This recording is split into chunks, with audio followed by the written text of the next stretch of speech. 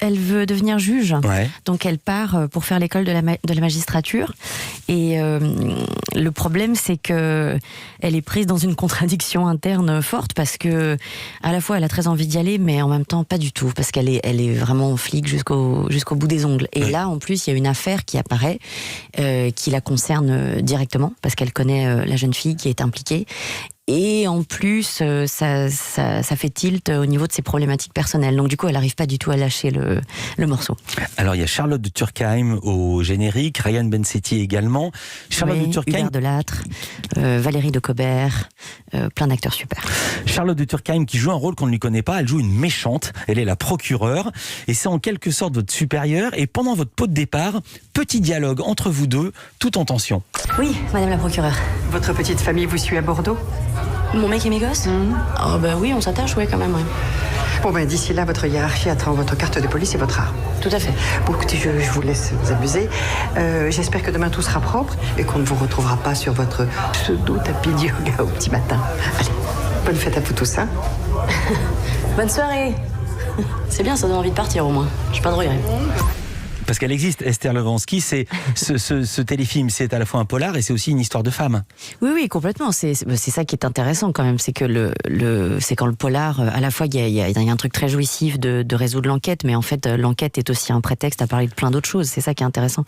Et là, effectivement, ces deux-là, elles ont un rapport, comment dire, elles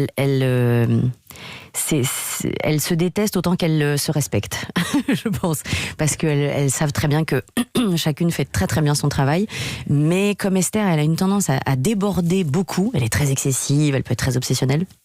Du coup, il faut la recadrer. Alors, je l'ai dit, il y a une dimension personnelle dans cette enquête. Vous et votre mari, vous avez adopté des enfants, 2 jumeaux, ils sont noirs. Et tous les deux, vous êtes blancs, votre mari et vous.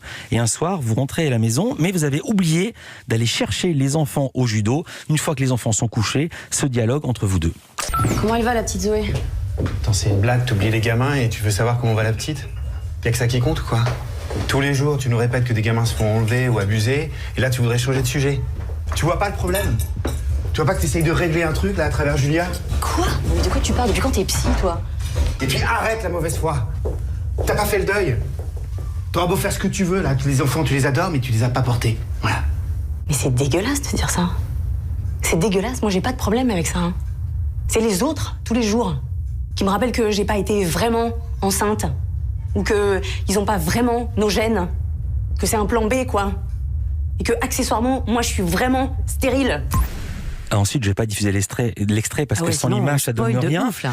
Non, mais quand même, la suite du dialogue, vous êtes carrément en larmes. Oui. Voilà. Oui, c'est parce que effectivement, c'est ça qui était passionnant à jouer, c'est que Esther, elle, comment dire, comme beaucoup de femmes, elle a un rapport particulier à la maternité parce que chacune a le sien, mais en plus elle souffre des injonctions de la société qui lui fait comprendre que parce que elle est stérile et que elle peut pas avoir d'enfant, elle est pas complètement vraiment une bonne mère. Et elle a beaucoup d'humour là-dessus parce qu'à un moment elle répond à la juge et elle dit de toute façon quand on est mère, soit c'est trop, soit c'est pas assez, mais c'est jamais ce qu'il faut. Et là, je pense que le téléfilm parle très justement de ça, c'est-à-dire que Esther, elle est stérile, donc on lui dit qu'elle est pas vraiment une bonne mère. La jeune fille qui au demeurant a vraiment l'instinct maternel et qui s'occupe très très bien de son bébé, comme elle est trop jeune et qu'elle n'a pas une situation convenable entre guillemets, on lui dit qu'elle n'est pas une bonne mère, et c'est quand même quelque chose, je pense, c'est une chose à laquelle les femmes se heurtent souvent, c'est-à-dire qu'on ne répond jamais à l'injonction de la mère parfaite. Voilà.